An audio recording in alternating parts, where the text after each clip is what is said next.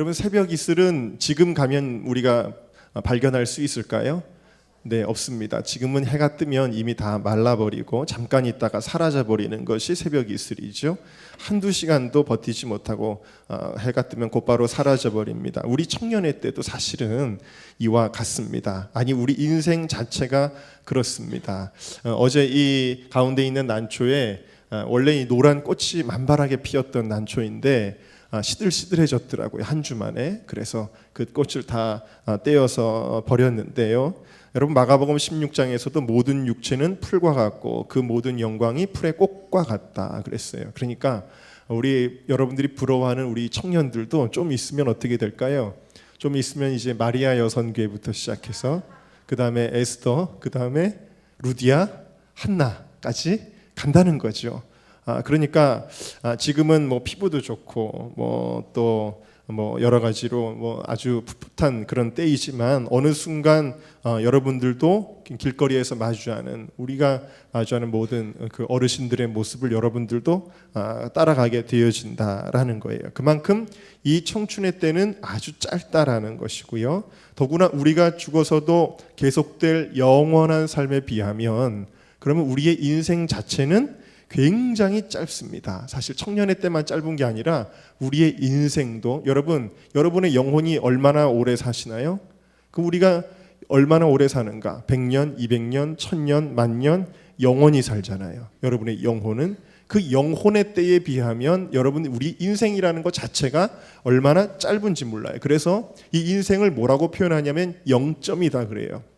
0점에 지나지 않을 정도로 긴 인생에 비하면 짧은 것이다. 그런데 중요한 것은 여러분, 청년의 때가 일생을 좌우하지 않습니까? 청년의 때에 성실하게 미래를 준비한 청년들은 그 인생이 복된 삶을 살게 되지만, 청년의 때를 방황하고 방탕하고 허무하게 보냈던 청년들은 일생 자체를 고되고 힘들게 살 수밖에 없는 것이죠. 이렇게 짧은 인생이 인생 전체를 좌우한다고 한다면, 혹은 영원한 삶을 생각할 때 이 짧은 0점의 인생이 우리의 영혼의 때를 좌우한다고 할 때, 그렇다고 친다면 이 청년의 때는 영원한 삶을 좌우할 수도 있다라는 거죠. 그러니까 이 짧지만 가장 중요한 청년의 때를 어떻게 살아야 할 것인가, 바로 그 해답을 새벽 이슬이라는 이 단어에서 생각해 보고자 하는 것입니다. 첫 번째로 함께 따라하겠습니다. 때묻지 않은 순수함으로 섬기라. 우리 청년들 이제 곧 결혼하겠죠? 우리 이상훈 간사님 결혼하겠죠? 네. 확신이 있어야 되는데, 결혼을 할 텐데 자기가 원하는 배우자에 대한 이상형이 있을 거예요. 그런데 이상형 여러 가지 예쁜 사람, 키가 어떻고 직업이 어떻고 그런 걸 떠나서 누구에게나 공통적으로, 만약에 여러분의 배우자가 남자라고 한다면 이 여자 저 여자 막 허랑방탕하게 음란하게 막 살다가 그러다가 나 만나서 결혼하면 좋겠어요? 아니면 정말 경건하고 순결하게 살다가 나랑 만나서 결혼하면 좋겠어요? 거꾸로 여자도 마찬가지예요. 이 여자가 이 남자 저 남자 만나가지고 음란하게 살다가 그러다 나를 만나면 좋겠어요? 아니면 정말 순결한 청년의 때를 보내고 나를 만나면 좋겠어요? 당연히 후자가 될 것입니다. 여러분, 뭔가 세상의 낙을 다 누려보지 않으면 억울하게 느끼는 사람들이 있어요. 난 이것도 즐겨볼 거야, 저것도 한번 즐겨볼 거야, 그리고 나서 예수님께 돌아오면 되지. 간증들도 보면은 다 죄짓다가 돌아와서 간증하던데, 이런 생각하면서 이것저것 다 누릴 건 누려봐야 되겠다라는 생각을 하는 사람들이 있어요. 그러나 여러분, 하나님의 입장에서 생각을 해보자는 겁니다. 아까 여러분들이 생각해 보셨던 것처럼 여러분들이 청년의 때에 이리저리 세상의 죄에 뒹굴다가 나오는 것을 주님이 기뻐하시겠습니까? 아니면 청년의 때를 순결하게 지킴으로 하나님 앞에 나아가는 것을 주님께서 기뻐 받으시겠습니까? 여러분, 아담과 하와 때로부터 마귀는 우리에게 끊임없이 이야기합니다. 너 하고 싶은 대로 해. 너에게는 자유의지가 있고 네 인생의 주인은 바로 너야.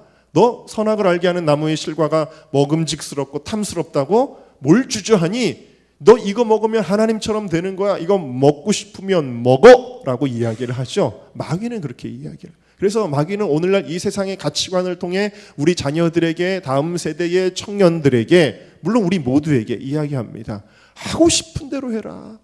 즐기고 싶은 대로 즐겨라. 네 인생은 네 것이야. 즐기고 싶은 대로 즐겨라. 그렇게 이야기를 한다는 거죠. 그러나 로마서 12장 1절에서 2절은 우리에게 이렇게 말씀하고 계십니다. 함께 읽어볼까요? 시작. 그러므로 형제들아 내가 하나님의 모든 자비하심으로 너희를 권하노니 너희 몸을 하나님이 기뻐하시는 산제사로 드리라. 이는 너희의 드릴 영적 예배니라. 너희는 이 세대를 본받지 말고 오직 마음을 새롭게 함으로 변화를 받아 기뻐하시고 온전하신 뜻이 무엇인지 분별하도록 하라. 여러분 이 세대를 본받지 말아라 라고 말씀하시는 거예요. 여러분 하나님께 헌신해야 될 청년들은 이 세상의 가치관, 이 세상의 죄악, 친구들이 어떻게 살아가는지가 기준이 될 수가 없어요. 심지어는 교회 다니면서도 세상의 가치관으로 살아가는 청년들 많습니다. 야 니네 교회는 뭘 그렇게 특별하니? 똑같이 사는 거야 라고 말하는 친구들이 있지만 그 친구들은 여러분들의 삶의 기준이 될 수가 없어요. 학교에서 여러분들을 가르치는 교수님이 여러분들의 인생의 기준이 될 수가 없어요. 교수들도 얼마나 엉터리 이야기를 많이 합니까? 그렇죠 여러분. 오직 우리의 인생의 기준은 말씀이요. 이 말씀이 뭐라고 말씀하십니까? 너희는 이 세대를 본받지 말아라. 오직 마음을 새롭게 하고 변화를 받아서 하나님의 선하시고 온전하시고 기뻐하시는 뜻이 무엇인지 분별하도록 하라. 내가 받는 예배는 주일날 오전 11시에 나와서 드리는 그 예배만을 나는 예배로 받는 것이 아니다. 너희 삶이 거룩하게 하나님 앞에 드려질 때 내가 너희 삶을 영적 제사로 받겠다 라고 말씀하시는 것입니다. 여러분 새벽 이슬은요 순수함, 고결함의 상징입니다. 새벽 이슬에는 순수한 물 외에 어떠한 것도 섞여 있지 않죠. 왜냐하면 수증기가 응고된 것이기 때문입니다. 여러분 가장 깨끗하고 순수한 물일 때 이슬로서의 가치가 있는 것입니다. 죄악으로 더럽혀진 사람은 헌신자로서의 가치를 상실하지요. 본문은 주의 백성이 거룩한 옷을 입고 주께 나오는도다 그랬는데 여기서 거룩하다라는 말은 히브리 원어로 코데시라고 합니다. 이 코데시라고 하는 말은 구별하다라는 뜻을 가지고 있어요. 하나님께서 모세를 처음 부르실 때에 이 네가 선 그 땅은 거룩한 땅이니 네 발에서 신을 벗어라 라고 말씀하셨는데요. 그때 이 거룩한 땅의 거룩도 코데시라고 하는 단어가 쓰여졌습니다. 신발을 벗으라는 건 뭐예요? 죄악의 신발을 벗고 이제는 네가 나에게 구별되기를 원한다라는 거예요. 그러니까 여러분 우리 이 땅에 우리 은정교회 모든 청년들이 세상과 구별되시기를 주의 이름으로 축원합니다. 여러분들은 세상의 청년들과 과연 구별이 되나요? 구별이 돼요? 친구들이 예은이 보고 예은아 너 교회 다니지? 이렇게 이야기를 들어야 된다라는 이야기죠. 네, 여러분들 보고 과연 교회 다니는 사람 기독교인이구만 하는 평가, 구별됨의 평가를 받는가 하는 것입니다. 세상의 청년들이 다 음행하며 술 취할지라도 우리는 그것을 본받지 말아야 합니다. 깨끗하게 살아가는 사람이 나 한 사람일지라도 여러분 윤리의 기준은 다수결이 아니에요. 노아의 때에 모든 사람들이 다 죄 짓는다고 노아가 그거 따라가면 되겠어요? 노아 한 사람이었습니다. 그런데 그 한 사람이 복된 거였습니다. 나 한 사람일지라도 외롭게 느껴지나요? 세상 친구들 잃어버리는 것 같아도 그러나 여러분 예수님과 친구 되지 않으면 그 인생은 실패져요. 우리의 몸을 거룩한 산제사로 주님 앞에 드리시기를 주님의 이름으로 축원합니다. 디모데후서 2장 22절은 이렇게 말씀하십니다. 함께 읽어볼까요? 시작. 내가 청년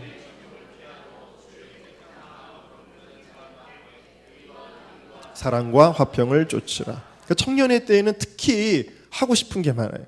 노인이 되면은 특별히 하고 싶은 게 점점 줄어듭니다. 다 의욕이 사라지고 그래서 뭐 어디 가자 그래도 걷기도 싫고 맛있는 거를 먹어도 맛있는 줄도 모르고 뭐 그렇잖아요. 그러나 청년의 때는요 하고 싶은 게 많아요. 텔레비 보다가 연예인들이 나와가지고 가수하고 막 춤추고 그러면 연예인 되고 싶고 뭐 그런 게 청년의 마음이 하고 싶은 게 너무 많고 드라마에서 뭐가 나오면 드라마에서 막 청춘 남녀가 막 연애하고 뽀뽀하면 나도 하고 싶고 막 그런 게 청년의 때다. 근데 청년의 정욕을 피하라. 아무리 하고 싶어도 하나님의 뜻을 먼저 분별해라라는 거죠. 그것이 죄라면 그거는 뭐예요? 피할 것이다 라는 이야기입니다. 그러면 그렇죠. 피할 것이다. 그러니까 마음대로 사는 사람, 성경에서 유명한 사람이 삼손이었어요. 삼손은 하나님이 어려서 나실인으로 구별했단 말입니다. 구별했어요. 그런데 자기 하고 싶은 대로 살고 싶은 거예요. 그러니까 막 이방 여자들과 놀아나고 방탕하고 하고 싶은 대로 살아가요. 결국 그 인생의 종착점이 무엇이었습니까? 두 눈이 뽑히고 광대가 되어 희롱당하는 비참한 운명이 된 것을 우리가 기억하잖아요. 지금 즐거운 게 다가 아니에요. 마귀는 항상 끝을 보여주지 않잖아요. 그런데 여러분, 어려서부터 자신을 구별했던 사람들이 있어요. 사무엘 같은 사람, 다니엘 같은 사람, 또 요셉 같은 사람. 여인이 유혹하여도 하나님 앞에 내가 어찌 득죄하리요. 감옥에 가는 한이 있어도 나는 그렇게 살 수 없습니다 했던 사람 요셉. 이런 사람들은 다 어떻게 됐습니까? 여호와께서 요셉과 함께 하심으로 그가 범사에 형통하였더라 그랬어요. 우리 청년들이 범사에 형통하는, 하나님이 함께하는 축복을 누리시기를 주님의 이름으로 축원합니다. 그러면 우리는 이런 죄악들을 피하고 무엇을 쫓아야 됩니까? 의와 믿음과 사랑과 화평. 이 모든 것의 근본은 어디죠? 여러분, 의가 어디에서 나오죠? 십자가 예수 그리스도에게. 우리의 믿음은 하나님의 선물 예수님에게. 사랑은 근본 누구십니까? 하나님은 사랑이시라. 화평은 누구십니까? 예수 그리스도께서 십자가에 죽으심으로 하나님과 우리 사이에 막힌 담을 허시고 화평케 하셨다. 여러분, 이 이야기는 결국 무엇으로 귀결되느냐? 무엇으로 귀결되느냐? 다음 말씀 좀 보여주시겠어요? 마태복음 4장에 보니까 예수님께서 회개하라, 천국이 가까이 왔느니라 선포하시다가 누구를 발견하냐면 청년 베드로, 시몬, 안드레 이런 사람들 발견합니다. 그리고 그들에게 뭐라고 말씀하시냐면 내가 이제 너희로 사람을 낚는 어부가 되게 하리라 말씀하세요. 그때 그들의 반응이 무엇인가요? 20절에 보니까 밑줄 친 부분과 같이 읽을까요? 시작. 예수를 쫓으니라. 22절도요. 시작. 예수를 쫓으니라. 배도 버리고 심지어 가족도 뒤로 하고 쫓아갈 수 있는 가치. 그게 무엇이요? 예수님이라는 것입니다. 여러분, 이제 여러분들은 누구를 따라가야 됩니까? 예수님을 따라가는 거예요. 이제 더 이상 물고기 잡는 것에 흥미를 느끼지 못해요. 여러분, 먹고 사는 거 정말 중요하거든요. 어떤 이들은 먹고 사는 것 때문에 신앙생활을 뒤로 할 수도 있거든요. 그런데 진짜 신앙의 체험을 하면, 진짜 예수님을 만나면 그것보다 더 중요한 거, 예수님을 쫓아가는 것. 우리 청년들이 예수님을 쫓아가고 여러분 모두가 예수님을 쫓아가시기를 주의 이름으로 축원합니다. 왜냐? 예수 안에 진짜가 있기 때문이다. 빌립보서 3장 7절에서 9절에 보면 사도 바울은 내가 이전에 정말 중요하다고 생각했던 것, 정말 가치 있다고 생각했던 것, 그것들을 이제는 지나고 보니 배설물이네 라고 생각한다는 거예요. 왜 그럴까요? 너무 귀중한 가치, 진짜 가치를 발견하기 때문에 하찮게 여겨진다라는 사실이죠. 그래서 예수 그리스도를 아는 지식이 가장 고상함을 인합니다. 그랬습니다. 그러므로 여러분, 죄악을 피하는 삶은 결코 깝깝하고 깝깝해. 교회에서는 뭐 하지 말라는 게 너무 많어. 목사님은 하지 말라는 게 너무 많어. 성경은 하지 말라는 게 너무 많어. 깝깝하고 피곤한 삶이 아니에요. 왜 그럴까요? 믿음의 형제들을 쫓고 또 주님을 쫓아 예수님을 만나는 기쁨을 누리면 그 기쁨은 형언할 수 없는 기쁨이요, 죄악의 욕망을 인해 덧없는 것으로 만드는 엄청난 기쁨이기 때문인 것입니다. 여러분, 그러므로 이 기쁨을 사모해야 돼요. 물론 과거에 내가 술주정뱅이였는데 예수 만나 변화됐습니다. 귀한 간증이고요. 내가 과거에 폭력배였는데 예수님 만나 이렇게 온순한 양이 됐습니다. 다 귀한 간증이죠. 그런데 여러분, 더 귀한 간증은 뭐냐? 내가 어려서부터 주의 말씀을 따라 삼가 내 삶을 주님께 헌신하였고 주님께서 나로 하여금 그렇게 살 수 있는 은혜를 주셔서 내가 지금까지 주님을 떠나지 않고 헌신되고 주님 앞에 정결한 신부로 예수님의 길을 예비하고 있습니다. 그것보다 귀한 게 없네요. 제가 어려서부터 술을 입에 대지 아니하고, 내가 어려서부터 음란한 것들을 제 몸에 대지 아니하고, 내가 어려서부터 가지 말아야 될 곳에 가지 아니하고, 보지 말아야 될 것을 보지 아니하고, 하지 말아야 될 험하고 음란한 말들을 내 입으로 하지 아니하고, 내 몸을, 내 마음을 정결한 주의 신부로 지켰습니다. 그것보다 귀한 것이 없는 거예요. 혹시 좀 늦었다고 할지라도 지금부터라도 청년이 그 무엇으로 자기 행실을 깨끗게 하리이까 주의 말씀을 따라 삼갈 것이니라. 이 말씀대로 깨끗한 청년들로 주님 앞에 나아가는 새벽 이슬 같은 주의 청년들 다 되시기를 주의 이름으로 축원합니다. 두 번째 함께 따라하겠습니다. 함께 읽을까요? 시작. 하나님 나라를 위해 꼭 필요한 사람. 네, 어릴 적에 형제 이야기를 하나 해드릴까요? 어느 형제가 있습니다. 네, 이제 형제가 논에 가서 잠자리를 잡았어요. 잠자리 가두는 집에다 넣어놓고 키우다가 하루가 안 돼가지고 잠자리가 죽었습니다. 동생이 막 우는 거예요. 잠자리 죽었다고 막 불쌍해서 웁니다. 형이 뭐라고 이야기하냐면 걱정하지 마, 울지 마. 이 잠자리 아침에 일찍 일어나서 우리가 산에 가가지고 떡갈나무 잎에다가 새벽 이슬이 맺혀 있는 나뭇잎 위에다가 이걸 올려놓으면 그게 나뭇잎 위에 올려놓으면 새벽 이슬을 맞고 이 잠자리가 살아난단다. 근데 그 순진한 어린 동생이 그 형의 이야기를 믿었어요. 믿어가지고 새벽같이 일어나서 형과 함께 산으로 올라갑니다. 그리고 그 새벽에 나뭇잎 위에다가 죽은 잠자리를 올려놓고 내려옵니다. 이 이야기가 누구 얘기인 줄 아세요? 네, 저희 형님과 제 이야기입니다. 네, 제가 어렸을 때 잠자리 죽었다고 막 우니까 형이 새벽 이슬 맞으면 잠자리가 살아난대요. 그래가지고 좋아가지고 그랬던 기억이 있습니다. 아마도 지금 생각해보면 새벽 이슬이 어떤 생명을 살리는 역할을 지닌 어떤 것으로 생각했던 모양이에요. 그런데 실제로 오늘 본문이 씌어진 배경이 되었던 사막 혹은 광야 이런 곳은요 비가 잘 오지 않습니다. 사막은 비가 1년 내내 안 오는 곳이 사막이고요, 광야는 1년에 한두 번 오는 곳이 광야입니다. 비가 오지 않아요. 이런 비가 오지 않는 곳에도 생명체들이 있습니다.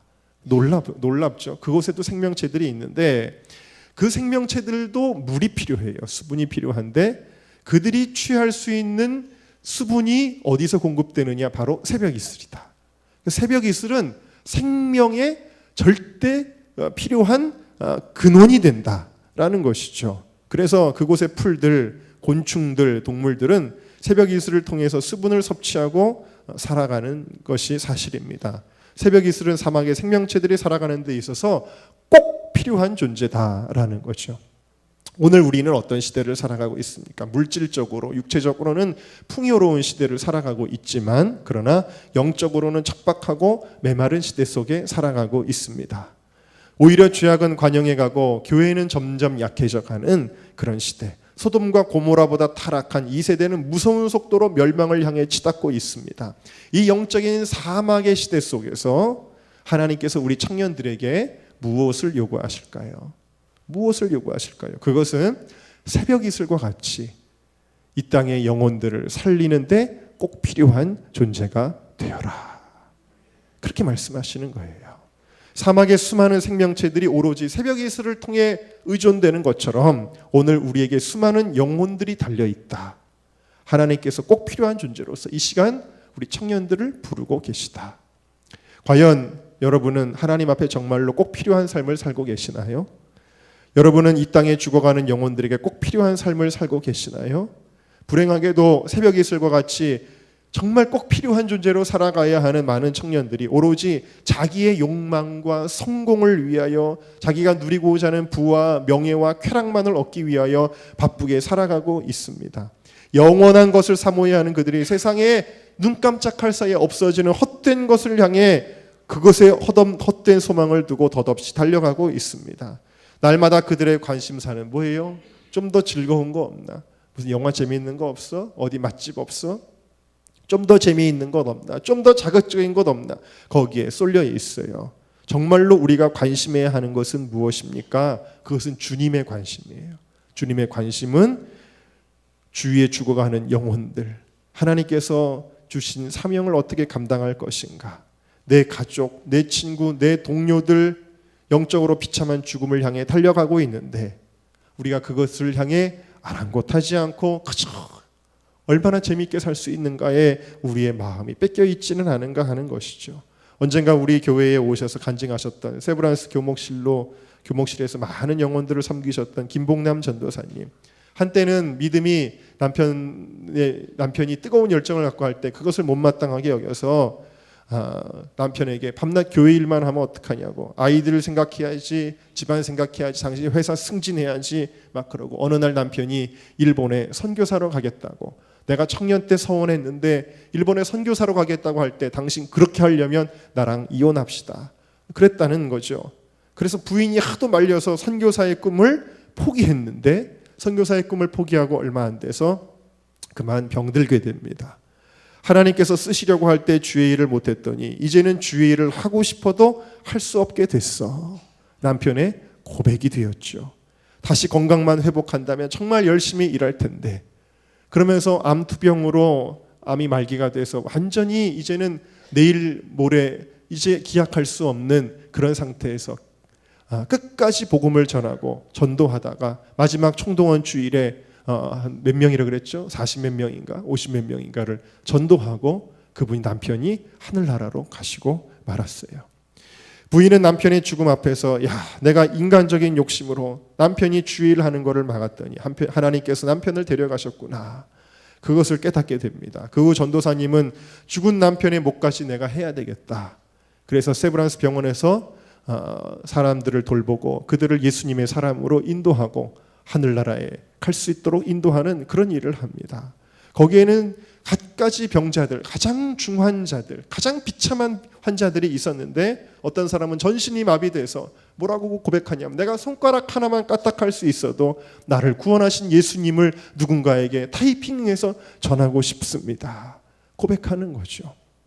여러분, 우리가 주의 일을 하려고 해도 하나님께서 기회를 주셔야 할 수가 있습니다. 하나님께서는 지금 여러분들에게 가장 좋은 기회를 주셨어요. 여러분, 저도 이제 벌써 제가 이제 30대 중반이잖아요. 네, 아무도 안 웃으시네요. 네, 저도 벌써 제가 처음 여기 교회 올 때 30대 중반이었는데 벌써 10년이 지났어요. 저도 이제 가까이 있는 글씨가 잘 안 보여서 어제도 뭐 하는데 막 이거 세팅하고 하는데 스피커에 앰프에 막 글씨 같은 거 보는데 안 보여가지고, 우리 그래도 이상대 목사님 저보다 젊어서 와서 좀 읽어달라 그러고 제가 그랬는데 한심하더라고요, 스스로. 이것도 안 보이는구나 이제.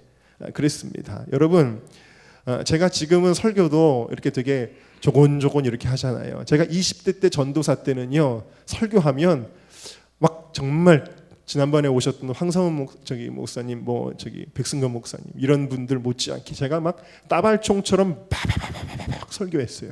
그리고 말이 얼마나 빠른지 제가 원고 중간중간에 천천히 이렇게 써놨었습니다. 얼마나 그냥 막 열정 있게 막 쏟아부었는지 모르는데, 이것도 나이라고 먹었다고 그리 빨리 안 되고 막 시게 하는 거가 이제는 그렇게 잘 안 됩니다. 그런데 어쨌든 간에 제가 말씀드리고자 하는 것은 뭐냐면, 젊음은 하나님께서 주시는 가장 충만한 에너지의 때예요. 이 에너지를 어디에 쓰느냐죠. 에너지를 죄 짓는 데 쓰느냐, 헛된 잘못된 의의에 쓰느냐, 아니면 정말 이 세상의 가장 귀한 가치 예수 그리스도의 복음을 위하여 쓰느냐 하는 거예요. 젊어서는 좀 즐기고 나중에 돈 많이 벌고 안정되고 아니면 은퇴하고 그 다음에 주의를 하지. 여러분, 이런 생각은 매우 잘못된 것입니다. 찬송가 301장에 우리가 헌금 드릴 때 많이 부르는 찬양 있죠. 내게 있는 모든 것을 아낌없이 바치네, 이런 찬양이 있잖아요. 근데 그 찬양의 원어, 영어의 가사를 보면 이렇게 되어 있어요. Give your best to the master. 무슨 얘기냐면, 너의 가장 좋은 것을 하나님 앞에 드려라. 제가 예전에 청년부 전도사 때, 지금도 기억나면, 지금 이제 집사님이 돼, 박정민 집사가 됐는데, 지금은 그 청년이 회장이 돼. 청년부 제비뽑기를 했는데 제비뽑았는데 회장이 됐어요. 근데 그때 뭐라고 한마디 인사하라 그러니까 뭐라 그러냐면, 내 일생에 있어서 지금 가장 중요한 때입니다. 이 때를 하나님께 헌신하겠습니다. 그렇게 고백을 했어요. 한번 여러분들도 고백해 보실까요? 시작. 내 일생에 있어서 가장 중요한 때, 이 때를 하나님께 헌신하겠습니다. 네. 예전에 무슨 장관 지내셨던 분도 그랬어요. 하나님 앞에 생선으로 치면 몸통 자르고 나중에 꼬리만 드리는 인생이 되지 말아야 된다. 그런 말씀하셨는데, 여러분 우리 일생에 남는 거가 아니라 여러분 가장 좋은 것을 하나님 앞에 드릴 수 있는 여러분들이 되시기를 주님의 이름으로 축원합니다. 이 땅에 복음의 빛이 비추기 전 저 멀리 영국에 사는 그야말로 우리와는 아무런 상관도 없는 토마스라고 하는 이름의 청년이 있었습니다. 복음을 모르는 저 조선 땅의 영혼들에게 내가 복음을 전해야 되겠다. 뜨거운 선교의 열정을 품었어요. 지금 청년들로 치면 한창 놀러 다니기 좋아할 나이 26살의 나이에 우리나라에 와서 대동강변에 발을 딛자마자 순교의 제물이 되어 목이 잘려 피를 이 땅에 흘린 최초의 순교자가 되었습니다. 그러나 그가 목숨을 이 땅에 바치면서 뿌렸던 그 쪽복음들이 근원이 돼서 그것이 평양 대부흥 운동으로 이어진 놀라운 일화를 여러분들에게 제가 설명을 드린 적이 있지요. 짧은 생을 살았지만 은둔의 땅을 살던 우리 민족에게는 새벽 이슬과 같이 꼭 필요한 소중한 생명을 준 것입니다. 지난 주간에 감신대 우리 반 학생들과 함께 이화여고 박물관을 방문했는데, 거기서는 제가 유관순의 그 이야기를 쭉 들었어요. 유관순 열사가 감옥에서 얼마나 갖은 고문을 당했는지 여러분 모르시죠? 온 손톱과 발톱이 다 뽑히고 불로 지짐을 당하고요, 머리 가죽이 벗겨지는 고문을 당하고, 그리고 성고문을 당하는데 미꾸라지를 이용한, 말로 설명할 수 없는 정말 참혹한 고문을 당하면서도 유관순 열사가 뭐라고 고백했냐면, 나라를 위해 바칠 목숨이 하나뿐인 것이 저의 유일한 슬픔입니다. 그렇게 고백을 했어요. 그의 나이가 순교할 때 18살 밖에 되지 않았습니다.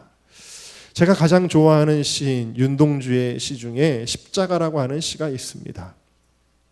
쫓아오던 햇빛인데 지금 교회당 꼭대기 십자가에 걸리었습니다. 첨탑이 저렇게 높은데 어떻게 올라갈 수 있을까요? 종소리도 들려오지 않는데 휘파람이나 불며 서성거리다가 괴로웠던 사나이 행복한 예수 그리스도에게처럼 십자가가 허락된다면 모가지를 들이우고 꽃처럼 피어나는 피를 어두워져가는 하늘 밑에 조용히 흘리겠습니다.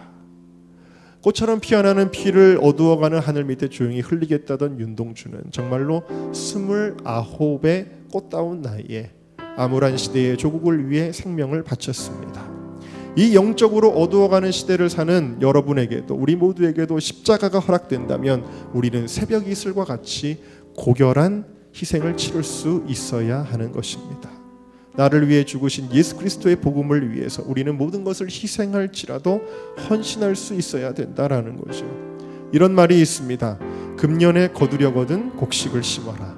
10년에 거두려거든 나무를 심어라. 100년에 거두려거든 사람을 심어라. 영원을 거두려거든 복음을 심어라.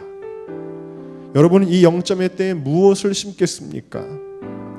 열심히 공부해서 저명한 사람이 된다 하더라도, 열심히 돈을 벌어서 재력 있는 사업가가 된다 하더라도 그것은 여러분들의 영혼에는 아무 영향을 미치지를 않아요. 그러나 여러분이 그리스도의 복음을 심는 일에 헌신한다면 여러분은 영원한 상급을 누리게 되는 것입니다. 청년의 때를 허랑방탕하는 자 후회의 눈물을 흘릴 것이나 청년의 때에 복음을 위하여 사는 자 그 열매를 영원히 거두는 축복의 사람이 되어진다는 것입니다. 여러분, 기독교 부흥의 역사는, 복음의 역사는 예수님의 때로부터 지금 여기에 이르기까지 수많은 새벽 이슬, 다시 말하면 우리 민족의 선조들이 청년의 때에 새벽 이슬과 같이 헌신함으로 이 역사가 이어져 온 것입니다. 여러분, 아까도 말씀드렸지만 새벽 이슬은 놔두면 어차피 증발해 버려요. 여러분의 인생은 놔두면 어차피 40대가 되고 50대가 되는 건 순식간이에요. 어차피 증발해 버리는 새벽 이슬과 같은 그때이지만, 어떤 이는 어차피 증발해 버리는 인생이지만, 여러분들의 새벽 이슬과 같은 때는 주님의 나라를 위하여 드려질 수 있기를 주님의 이름으로 축원합니다.